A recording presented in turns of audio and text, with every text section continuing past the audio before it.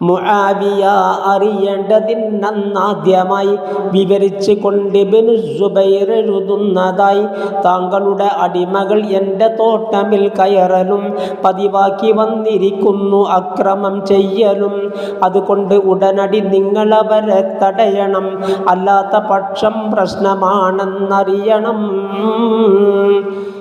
കൊടുത്തു. ഖലീഫ നോക്കി ഗ്രഹിച്ചത്. പിന്നീട് യസീദിനെയാണുടൻ വിളിക്കുന്നത്. ചിന്തിച്ചു, മകനെ നോക്കണം നീ കത്തിത്, എന്നിട്ടു നിന്റെ അഭിപ്രായമാണ് അറിയേണ്ടത്. യസീദുടൻ വായിച്ചു തൻ്റെ അഭിപ്രായവും.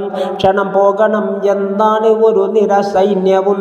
തലവെട്ടി ഉടൻ അവർ കൊണ്ടുവരണം എന്ന് കൽപ്പന കൊടുക്കണം, താമസം എന്തിന്?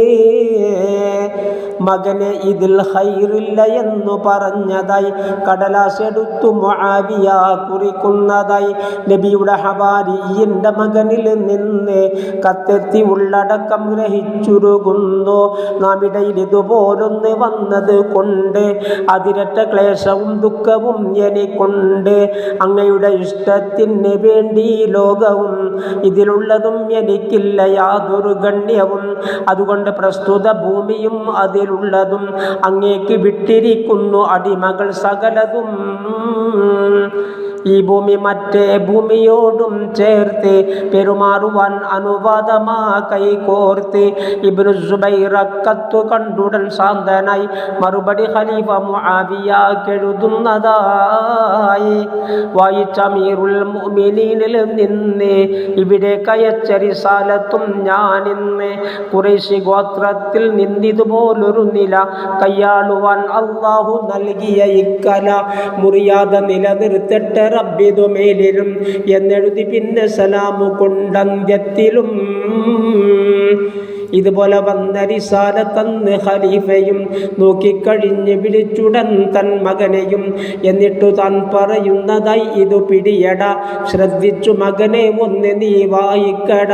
നോക്കിക്കഴിഞ്ഞപ്പോൾ മുഖം ഖദ് ഹല്ലല, തീക്കുണ്ടമിൽ മഴയേറ്റു കൊല്ലും ബല്ലല.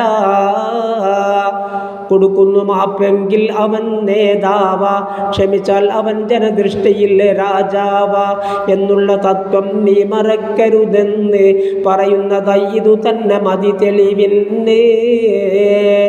മുസ്തറഫിൽ നീ നോക്കിയാൽ കാണുന്നതാ, അതിനുള്ള പേജിൽ 100 വിവരിച്ചതാ. കൂടാതെ ഇളവ് കൊടുത്തു എന്നാൽ പിന്നെ ജനഹൃദയം അവനിൽ ചായുമെന്നാ പൊന്നേ. ഇതുപോലെ രോഗം വന്നു കണ്ടാൽ ഭാവിയിൽ ശിഫ കിട്ടുവാനിതു നല്ല മരുന്നാ രാജ്യമിൽ. മൗത്തിന്റെ ദിവസം നിന്റെ മീറാസൊക്കെയും ഫളിഹത്താക്കരുതെന്ന് മീസാൻ പിന്നെയും. ഒരു 3 സംഗതി നിന്റെ പക്കൽ നിന്ന് ഒരു മുഅ്മിനുണ്ടാകലേറ്റം നന്ന്. ഫലമില്ല നിന്നിൽ നിന്ന് അവനില്ലെങ്കിലും ഉളറൊന്നും ഉണ്ടാകരുത് അവനിലൊരിക്കലും.